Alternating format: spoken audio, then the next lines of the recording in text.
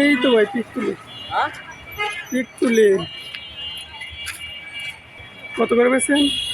40 40 টাকা কি একটা? তুললে কি করবেন ভাই?